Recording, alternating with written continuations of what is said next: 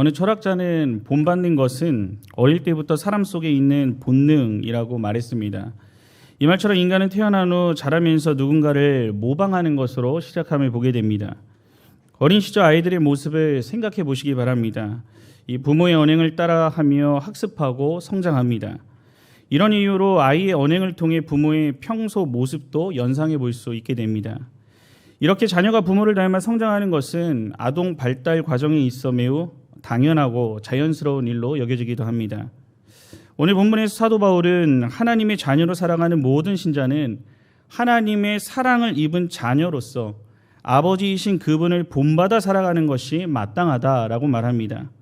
오늘 본문에서 본받는다고 하는 말은 모방하다라고 하는 말로 하나님의 형상대로 창조하신 참된 인간됨을 의미합니다. 즉 어둠의 자녀에서 빛의 자녀로 새 사람이 된 신자는 마땅히 하나님의 그 성품이 삶에서 드러나는 것이 매우 당연하고 자연스러운 일임을 증거한 말씀입니다. 오늘 이렇다면 하나님을 본받는 신자의 모습은 구체적으로 어떻게 나타나야 합니까? 오늘 본문의 말씀을 중심으로 하나님을 본받는 신자의 모습은 무엇인지 함께 생각해 보고자 합니다. 이에 대해서 첫째로 하나님을 본받는 신자는 예수 그리스도께서 우리에게 보이신 사랑을 행함으로 나타내야 합니다. 오늘 본문의 말씀 1절과 2절의 말씀을 함께 합독해서 읽도록 하겠습니다. 시작. 그러므로 사랑을 받은 자녀같이 너희는 하나님을 본받는 자가 되고 그리스도께서 너희를 사랑하신 것 같이 너희도 사랑 가운데서 행하라. 그는 우리를 위하여 자신을 버리사 향기로운 제물과 희생 제물로 하나님께 드리셨느니라. 아멘.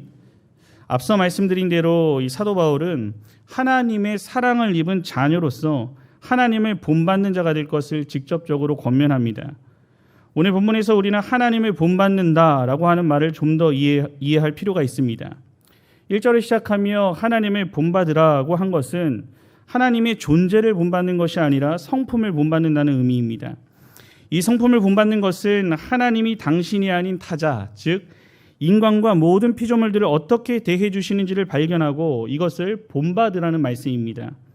이에 대해 중요한 것은 하나님을 본받을 때 직접 본받는 것이 아니라 예수 그리스도를 통해 하나님을 본받을 수 있습니다.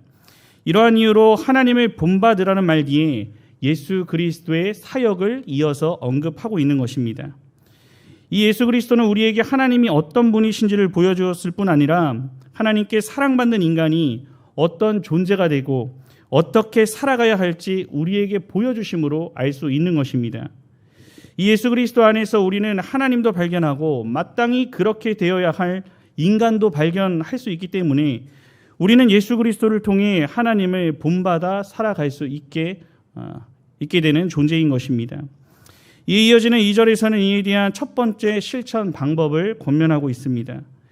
우리 예수 그리스도께서 너희를 사랑하신 것 같이 우리 역시 사랑으로 형제를 대하는 것이 마땅하다는 말씀입니다. 이 말씀은 이 당시 이방 종교의 우상이나 경전들이 일반적인 헌신의 행위를 강요했던 것에 반해서 우리가 믿는 기독교의 하나님은 하나님께서 택한 백성 한 사람을 용서하시기 위해 먼저 사랑의 모범을 보이신 것을 근거로 제시합니다. 신자 한 사람을 위해 하나님이 모범으로 보이신 사랑은 우리 죄를 대신 지시기 위해 이 땅에 오신 예수 그리스도의 성육신과 십자가 사건이었습니다. 2절 하반절에 우리를 위하여 자신을 버리사 향기로운 제물과 희생 제물로 하나님께 드리셨느니라는 이 말씀으로 우리가 아직 죄인일 때에 우리 예수님이 우리를 위해 이 땅에 오시고 죽으심으로 향기로운 제물이 되어서 우리에 대한 하나님의 사랑을 확증하신 일을 이야기한 말씀입니다. 이 일은 예수 그리스도께서 자신을 버리심으로 이루어진 일이었습니다. 우리 하나님이신 그분이 이 땅에 사람의 몸을 입고 내려오신 것부터 나 자신을 내려놓으신 일이었습니다. 십자가의 죽음을 앞두고 완전한 인간으로 오셨기에 이 잔을 내게서 지나가게 하옵소서라고 아버지께 간구하셨지만 이에 곧 뒤이어서 나의 원대로 마시옵고 아버지의 뜻대로 하옵소서라며 예수님 자신의 뜻을 버리고 철저히 하나님의 뜻에 순복하심으로 완전한 희생제물이 되어 우리 죄를 용서하시고 하나님의 뜻을 성취하셨습니다. 우리 모든 신자는 이러한 용서와 사랑을 받은 하나님의 자녀들입니다. 이렇게 우리를 향하신 하나님의 사랑을 먼저 본으로 보여주신 후에 오늘 우리를 향해서 명령하십니다. 너희도 사랑 가운데 행하라. 무엇보다 하나님은 사랑의 본질로서 말 못하는 우상들과 달리 내가 너희를 사랑한 것 같이 너희도 서로 사랑하라 하고 명령하실 수 있는 참된 사랑의 근원이시기도 합니다.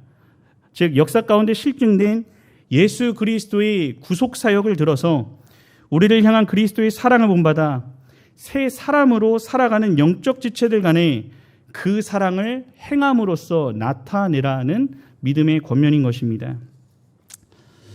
성도 여러분, 일반적이라면 타인을 용서하고 사랑으로 대하며 나 또한 사랑받기 원하는 삶이 되기를 원치 않는 사람은 없을 것입니다.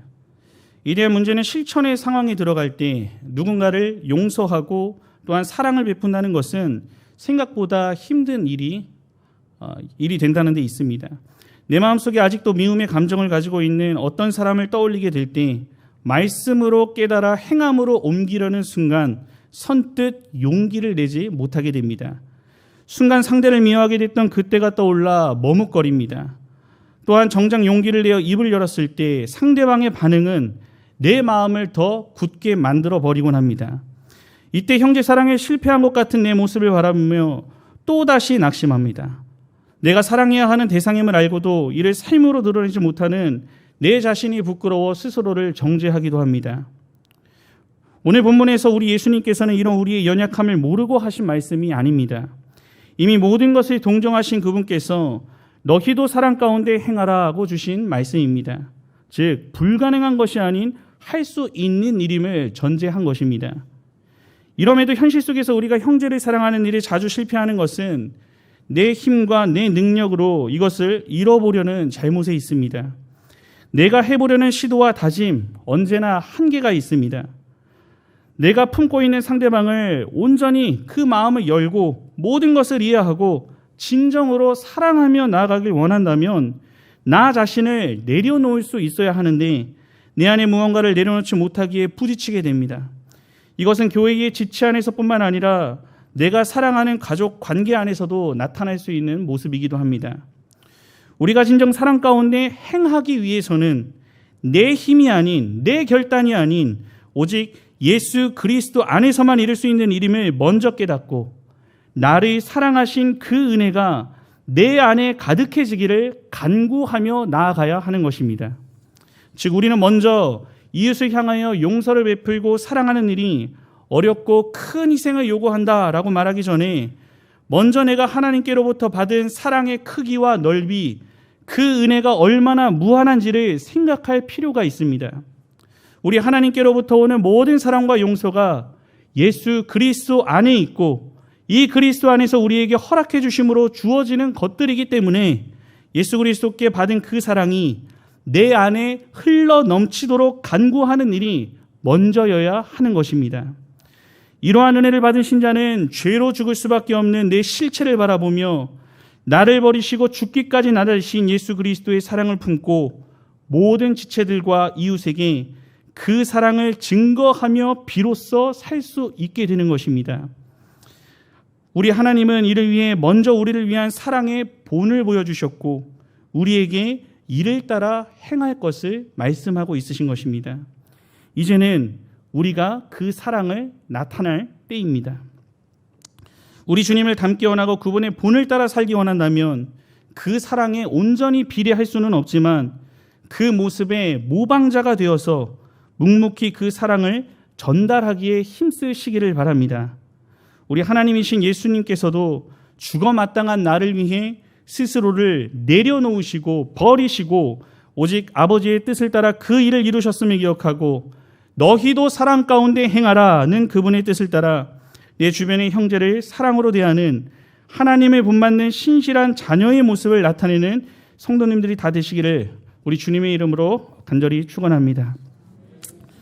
이어서 둘째로 하나님을 본받는 심자의 입술은 현실의 상황을 초월한 감사의 말을 나타내야 합니다. 오늘 본문 3절과 7절의 말씀을 함께 봉독하도록 하겠습니다. 시작. 음행과 온갖 더러운 것과 탐욕은 너희 중에서 그 이름조차도 부르지 말라. 이는 성도에게 마땅한 바니라. 누추함과 어리석은 말이나 희롱의 말이 마땅하지 아니하니 오히려 감사하는 말을 하라. 너희도 정녕 이것을 알거니와 음행하는 자나 더러운 자나 탐하는 자 곧 우상숭배자는 다 그리스도와 하나님의 나라에서 기업을 얻지 못하리니 누구든지 헛된 말로 너희를 속이지 못하게 하라. 이로 말미암아 하나님의 진노가 불순종의 아들들에게 임하나니 그러므로 그들과 함께하는 자가 되지 말라. 아멘. 함께 읽은 본문에서 3절을 보면 우리 하나님을 본받아야 할 신자가 따르지 말아야 할 요소가 음행과 더러운 것, 탐욕이라 말합니다. 이 세 단어를 구체적으로 살펴보면 약간의 관점의 차이는 있지만 성적인 범죄와 모두 연관되어 있습니다. 이러한 모습은 이 당시 헬라 세계 이방 종교들이 성적으로 매우 아주 타락한 사실과 연결했을 때 시대적 메시지를 전달한 말씀이기도 합니다. 또 사도 바울은 이 세 가지를 두고 한 차원 더 강하게 선포하는데 이름조차 부르지 말라라고 말합니다. 이어지는 4절에서도 누추와 어리석은 말, 희롱의 말이 마땅치 않다고 말하면서 말과 관련된 죄에 대해서 언급합니다. 이 세 가지는 언어 사용에 있어 입에 올리기조차 부끄러울 정도로 속된 말, 상스럽고 무례한 농담, 남을 흠잡아 흉보는 말 등을 의미합니다. 한마디로 이 모든 것들을 정리하자면 공동체를 세우는데 아무런 유익이 되지 않는 말들을 이름조차 부르지 말아야 할 일들로 정리하여 권면한 말씀인 것입니다. 이에 대해서는 사실 이러한 일들, 일반적인 사고를 지닌 사람들이나 우리 교회 안에 신자로 부름받아 살아가고 있는 이 교회의 교인들은 이미 그것을 가르쳐주지 않아도 잘 알고 있을 내용이었을 것입니다. 이에 대해 사도 바울은 5절을 시작하며 너희도 정녕 이것을 알거니와 라고 말하면서 앞서 세 부류의 사람을 음행하는 자, 더러운 자, 탐하는 자로 지적하여 한 번 더 언급합니다. 이에 대해 하반절을 보면은 하나님의 나라에서 기업을 얻지 못하리니 라고 했는데 최후 심판의 때에 하나님의 나라가 아닌 지옥으로 간다는 엄중한 경고의 말씀으로 이 말씀은 탐하는 자와 연결되어 있는 말씀입니다. 즉 탐하는 자, 곧 우상숭배자는 하나님 나라에서 기업을 얻지 못한다는 것으로 이 탐심이라고 하는 것이 인간의 마음속에 하나님을 추방한 자리에 나의 것이 아닌 다른 사람의 것을 취하고자 하는 잘못된 욕구를 마음 깊이 두는 것이다 라고 의미했을 때에 이것은 곧 우상숭배하는 행위와 연결할 수 있는 것입니다. 이어지는 6절에서는 이러한 모든 말들, 헛된 말이라고 말하면서 하나님의 말씀과 배치되는 온갖 악한 말들, 연약한 신자들을 넘어뜨릴 수 있는 여러 모양의 말 등 성도들에게 전혀 유익하지 않은 말들에 속지 말고 이들과 함께 하지도 말라라고 엄중히 경고하고 있습니다. 오늘 이렇게 여러 구절에 걸쳐 신자의 말과 마음 상태에 대해서 여러 모양의 경계를 한 사도 바울은 이러한 권면 안에 우리가 나타내야 할 모습 또한 4절에서 언급합니다. 오히려 감사하는 말을 하라. 즉 신자 안에 나타나는 여러 말들은 악한 세상 풍조 속에 세속화되는 성적 타락의 말이나 남을 흉보는 말들로 내가 속한 공동체를 무너뜨리고 하나님의 은혜를 가리는 것이 일반적인 모습이 된다고 할지라도 우리는 즉 신자라면 상황과 현실을 초월한 오히려 감사할 수 있는 말이 그 입술을 통해 나타나야 한다는 말씀인 것입니다. 이는 같은 상황을 두고도 바라보는 가치관과 내가 소유한 믿음에 따라 얼마든지 그 상황을 다르게 말할 수 있는 상황을 들어 오히려 감사하는 말을 하라는 것으로 이는 하나님의 일하심이 어떠한지를 분명히 알고 있는 신자만이 나타낼 수 있는 놀라운 특권이기도 합니다. 이에 더 나아가 감사의 말을 하라는 명령과 같이 이 신자는 우리 하나님의 은혜에 대한 여러 일들을 인간 상호 간의 감사의 조건을 찾아 말로써 나타내는 것까지 내포한 권면이기도 합니다. 이 말씀 앞에 오늘 여러분이 내뱉고 있는 그 입술의 말들은 어떠하십니까? 오늘 뉴스를 통해 들려오는 세상의 소식들은 시간이 갈수록 답답하고 절망적이고 실망과 낙심을 불러일으킵니다. 이 나라의 정치 상황은 물론이고 세계적인 경제 불황으로 많은 사람들이 힘든 상황을 말 그대로 버텨내고 있는 실정을 살아가고 있는 것 같습니다. 이런 현실 속에 세상의 많은 사람들은 음행과 온갖 더러운 것과 탐욕, 누추함과 어리석은 말, 희롱의 말이 자연스럽게 나오는 것이 이상하지 않은 때를 살아가고 있습니다. 소망과 감사의 말은 사라져가고 냉소와 비판, 또한 상대방을 저주하는 욕설, 추하고 어두운 말들이 메아리치는 안타까운 현실을 살고 있습니다. 이런 상황 속에서도 하나님께서는 하나님의 본받는 신자라면 이들과 함께 하지 말고 나타내야 할 모습이 있다고 말씀하십니다. 오히려 감사하라는 말씀입니다. 물론 이 말씀은 악하고 추한 일, 어두움에 대해서 무작정 감사하고 보자는 식의 말씀이 아닙니다. 이 모든 일들 가운데 역사하시는 절대 주권의 하나님, 택자구원 완성이라는 분명한 뜻을 향해 오늘도 온 우주를 통치하시고 합력하여 선으로 인도하시는 하나님의 은혜를 바라보고 오히려 감사할 수 있음을 알고 권면한 말씀입니다.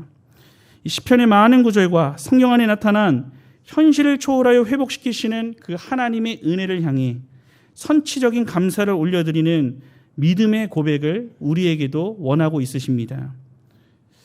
이전에 여순반란 사건 때 두 아들을 죽인 원수가 사형을 선고받자 이를 위해 탄원운동을 하셨고 결국 죽인 자들을 살려내어 양자까지 삼아서 사랑의 원자탄이라고 하는 별칭을 얻게 된 손영호 목사님은 오늘 이 시간도 전남 여수에 가면 그분이 돌보던 애양원이라는 곳에 그분의 유품이 남아있다고 합니다. 이 유품들 중에는 상당히 독특한 봉투가 하나가 있는데 이렇게 쓰여 있습니다. 두 아들의 순교를 감사하며 1만 원, 손양원. 이 두 아들이 비참하게 죽을 때까지 아무런 도움을 주지 않으신 하나님인데 뭐가 감사하다고 말하고 있는 것입니까? 이에 대해 손양원 목사님은 이 교회에서 기도하다 두 아들의 소식을 듣게 됐을 때 이렇게 기도했다고 합니다. 하나님의 뜻이 있어서 제 아들 둘을 불러가신 것으로 믿고 감사합니다. 이후에 있는 장례식 때는 두 아들의 죽음을 하나님께 올려드리며 드린 9가지 감사기도는 지금 이 시간도 글로써 남아 있습니다. 정말 말도 안 되는 감사 선포임을 보게 됩니다. 이에 대해 어느 목사님의 말처럼 손영원 목사님이 외친 감사의 선포는 울분과 분노의 말이 나오는 것이 너무나도 합당해 보이는 상황에서도 이것을 막는 능력이 되었음을 누구도 부인할 수 없을 것입니다. 이유를 알 수 없는 하나님의 뜻과 일하심이지만 그 안에서 감사의 내용을 찾아 오히려 진정한 감사의 고백을 선포했더니 내 감정이 사탄의 손에 놓여 개인과 주변 공동체까지 이후에 부정적 영향을 줄 수 있는 일을 피할 수 있게 된 선한 영향력을 나타내었던 것입니다. 오늘 여러분의 모습은 어떠합니까? 오늘 여러분의 개인의 삶은 물론이고 바른 공동체를 세워가야 할 이 교회와 또한 소그룹 모임들, 구역 모임과 같은 여러 모임들에서 오히려 감사하는 입술로 나 자신과 공동체를 세워나가고 있는지 스스로를 돌아보시기 바랍니다. 앞으로 우리는 더욱 타락하고 악해지는 현실을 살아가며 음행과 온갖 더러운 것 또한 탐욕 누추함과 어리석은 말들과 이러한 말들과 함께하는 것이 아닌 하나님의 성품을 본받아 살아가는 신자답게 오히려 감사히 이 고백을 선포하며 하나님이 기뻐하시는 입술의 열매를 맺으며 살아가는 모든 성도들이 되시기를 간절히 바랍니다. 이어서 셋째로 하나님의 본받는 신자는 빛 가운데 거하며 하나님을 기쁘시게 하는 삶을 나타내야 합니다. 오늘 본문 8절에서 14절까지를 함께 봉독하도록 하겠습니다. 시작. 너희는 전에는 어둠이더니 이제는 주 안에서 빛이라. 빛의 자녀들처럼 행하라. 빛의 열매는 모든 착함과 의로움과 진실함이 있느니라. 주를 기쁘시게 할 것이 무엇인가 시험하여 보라. 너희는 열매 없는 어둠의 일에 참여하지 말고 도리어 책망하라. 그들이 은밀히 행하는 것들은 말하기도 부끄러운 것들이라. 그러나 책망을 받는 모든 것은 빛으로 말미암아 드러나느니 드러나는 것마다 빛이니라. 그러므로 이르기를 잠자는 자여 깨어서 죽은 자들 가운데서 일어나라. 그리스도께서 너에게 비추이시리라 하셨느니라. 아멘. 오늘 하나님의 자녀로서 하나님의 본받는 세 번째 모습은 어두움이 아닌 빛에 거하는 삶을 사는 것입니다.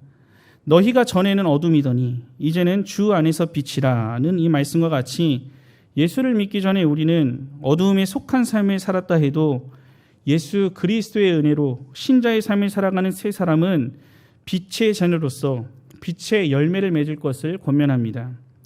이러한 빛의 자녀의 모습은 행하라는 이 8절 하반절의 말씀이 현재 명령형으로 사용됨을 봤을 때 신자라면 어느 한순간 이렇게 살아야 하는 것이 아닌 인생 전반에 걸쳐 계속하여 나타낼 모습임을 또한 알려줍니다.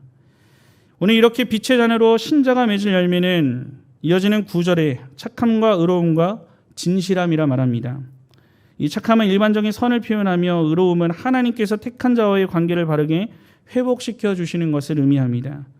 오늘 본문에서 의는 인간 편에서 나타낼 수 있는 의가 아니고 오직 하나님으로부터 받은 것을 나타내는 것으로 하나님과 사람 앞에서 하나님의 말씀의 기준을 따라 의롭게 행하려 하는 것을 뜻하고 있습니다. 이에 이어지는 마지막 진실함은 진리라고 하는 말과 좀 더 가까운 의미로 하나님의 말씀을 의미합니다. 즉 이 진리를 통해 새 사람이 된 우리 신자는 하나님의 말씀을 마음에 품고 이를 진실되게 나타낼 것을 요청한 말씀입니다. 이러한 삶을 살아가는 것이 어두움에 속하지 않고 빛의 열매를 맺으며 살아가는 신자의 모습이자 참 신자로서 살고 있는 증거라 말합니다. 심지어 이 빛의 자녀는 어두움에 속하여 살아가는 자들을 책망하여 어두움을 빛의 조명 아래 명백히 드러내야 하는 사명이 동반하는데 11절과 13절의 말씀에서 나타납니다. 13절을 보면 칭찬받는 모든 것은 빛으로 말미암아 드러나니라는 말씀과 14절에서 예수 그리스도께서 너에게 비추이시리라라는 이 말씀을 통해 이 빛의 근원은 예수 그리스도이시고 그의 증거된 복음임을 또한 알 수 있습니다. 이렇게 빛 대신 예수 그리스도를 내 삶으로 증거하며 빛의 열매를 맺기 위해 살아가는 자들은 궁극적으로 주님을 기쁘시게 하는 것이 무엇인지를 생각하며 살아가는 자임을 10절에서 증거합니다. 시험하여 보라 라고 했습니다. 이 말은 검증하고 분별하다 라고 하는 의미로 사용되어 볼 때 하나님이 기뻐하시는 것이 무엇인지를 알기 위해 주의 깊은 사료와 분별력이 필요하다는 것을 의미합니다. 이에 대해 또 다른 번역본에서는 내가 깨달으려고 노력해야 한다라고 했는데 이것을 정리하면 오늘 여러분이 어떤 생활을 해야 어떤 판단을 해야 우리 주님이 기뻐하실지 늘 생각해 보세요 라고 하는 의미로 정리해 볼 수가 있습니다. 이러한 거면은 빛의 자녀로서 마땅히 나타내야 할 모습이기 전에 앞서 예수 그리스도께서 우리를 위해 행하신 사랑의 본과 연결해 봤을 때도 그 은혜 안에 살아가는 신자가 그를 기쁘시게 하기 위해 생각하고 노력하는 일 매우 당연한 것이라고도 볼 수 있는 말씀입니다.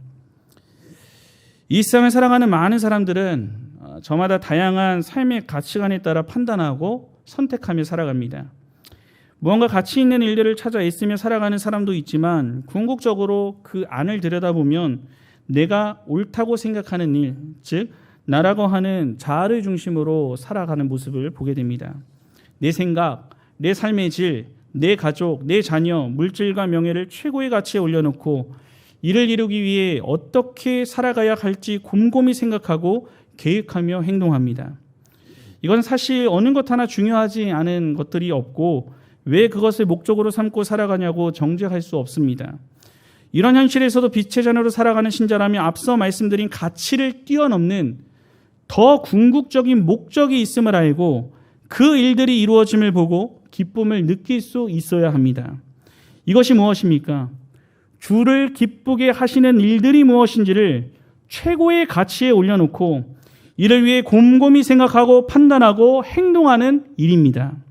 즉 앞서 말씀드린 내 삶의 질, 내 가족, 내 자녀, 물질과 명예가 주를 기쁘시게 하기 위해 내게 주어진 선물들임을 기억하고 내 삶의 목적이 예수 그리스도와 그의 복음이 전파되는 이 일의 최우선으로 삼고 나를 빛으로 불러주신 주님이 기뻐하시는 일을 찾아 끊임없이 고민하며 살아가는 모습입니다.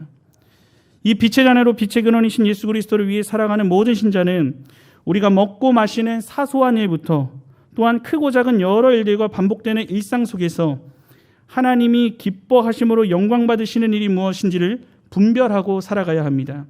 이것이 빛의 열매를 맺으며 살아가는 신자의 모습입니다. 이것에 대해 사실 세상의 많은 사람들 역시 아주 훌륭한 도덕적 기준과 사전적 의미에서의 착함과 의로움과 진실함의 기준을 가지고 살고자 하는 사람들이 있고 웬만한 신자들보다 더 나은 모습을 보일 때도 있는 것이 사실입니다. 이런 현실에도 믿지 않는 자들의 마음 중심에는 나 자신이 있습니다. 내 양심과 도덕심을 만족시키기 위해 하는 것이고 종교인이라 한들 종교심의 만족이고 우상의 만족을 위한 헛된 일들일 뿐입니다. 이들에게는 이 세상의 빛 대신 예수 그리스도에 대한 의식이 조금도 없습니다. 이러한 이유로 신자가 자신의 정체성을 분명히 하고 믿음으로 새 사람이 되어서 어두움이 아닌 빛의 자녀로 살아가는 이 신자는 믿지 않는 자들과 분명한 구별을 이루며 살게 되는 것입니다. 우리는 나를 위해 살아가는 것도 아니고 내가 인정받기 위해 살아가는 것도 아니며 어떤 도덕적 가치관과 바른 양심이라는 가치를 위해 살아가지 않습니다. 하나님의 영광을 위해 그 하나님이 기뻐하시는 일을 찾으며 살아가는 신자들입니다. 내 본성과 마음의 욕구와 맞지 않더라도 이것이 하나님을 기쁘시게 하는 일이다 라고 하나님께서 말씀하신다면 그 자리로 오직 순종함과 결단으로 나아가는 것이 빛의 자녀로서 살아가는 합당한 열매임을 알아야 합니다. 오늘 여러분의 삶은 빛 가운데 살아가며 빛의 열매를 맺고 있는지 아니면 아직도 어둠과 빛 사이를 오가면서 아무런 열매를 맺지 못하고 있는지 살펴보시기 바랍니다. 내 삶의 목적과 나의 정체성이 무엇인지를 오늘 본문의 말씀을 통해 한 번 더 확인하고 이 빛의 자녀로서 언제나 하나님이 기쁘시게 하는 일이 무엇인지를 최우선에 두고 살아가는 모든 성도님들이 되시기를 우리 주님의 이름으로 간절히 바랍니다. 오늘 헌신하시는 51, 52, 53 여전도의 회원과 성도 여러분, 점점 악해져만 가는 이 세상 속에서 홀로 살아가고자 하는 또한 나 자신만 아는 이 개인주의는 점점 가속화되어 이 사람 간의 사랑이 식어지고 굳어진 현실의 모습을 보게 됩니다. 이 세상에 들려오는 소식과 내가 살아가는 형실의 장벽 앞에 감사의 말들은 사라지고 고통과 탄식의 소리가 난무한 어두워 보이는 시대입니다. 이러한 현실 속에 하나님은 오늘 우리에게 하나님의 온전한 성품을 따라 사랑과 감사와 빛의 열매를 맺으라고 말씀하십니다. 여호와 하나님의 사랑을 받으며 살아가는 모든 신자는 오늘 말씀과 같이 마땅히 그분이 보이시고 말씀하시는 본을 따라 살아가기를 힘쓰셔야 합니다. 이를 위해 내게 먼저 보이신 하나님의 사랑이 예수 그리스도를 통해 어떻게 확증되었는지를 다시 한번 생각하시면서 내가 속한 교회 공동체와 내 주변 사람에게 그 사랑을 나타내며 살아가야 합니다. 이를 실천할 때 예수 그리스도와 연합된 신자로서 그분의 사랑을 나타낼 수 있도록 은혜를 구하며 나 자신을 내려놓을 수 있어야 합니다. 이 세상의 경쟁 구도와 이기와 다툼 속에서도 예수 그리스도의 사랑을 담아 따뜻한 손을 먼저 내밀고 혹 이를 악으로 갚는다 할지라도 우리를 위해 자신을 버리신 하나님의 사랑을 깊이 묵상하고 그 은혜가 내게 나타나기를 간구하며 형제를 끝까지 사랑할 수 있어야 합니다. 이러한 모습이 나타날 때 교황의 공동체는 예수 그리스도의 사랑으로 가득 차게 될 것이고 하나님의 성품을 따라 많은 사람들이 부러워하는 진정한 사랑의 공동체로 나아가게 됩니다. 또한 힘든 시기를 계속하여 통과하는 이때에도 혹은 내가 개인적으로 힘든 상황 속에서도 오히려 감사의 그 내용을 찾아서 이를 믿음으로 선포하며 살아가야 합니다. 오늘날 현실을 바라보며 무엇을 감사할 수 있겠냐라고 항변하고 포기하는 것이 아니라 여러분이 받은 감사의 노트에 오히려 감사의 그 내용들을 곰곰이 생각하시고 채워 풍성한 감사의 단을 묶어 올려드리시기 바랍니다. 이어서 마지막으로 어떤 상황에서도 하나님이 기뻐하시는 일이 무엇인지를 삶의 모든 순간에서 깊이 고민하시고 분별하여 행하는 것이 하나님의 본받는 신자의 모습임을 기억해야 합니다. 2022년에 남은 시간을 통과하는 여러분의 삶 속에 이 하나님이 원하시는 본을 따라 행함으로 나타내는 풍성한 결실이 가득하여 맺혀지기를 우리 예수님의 이름으로 간절히 축원합니다.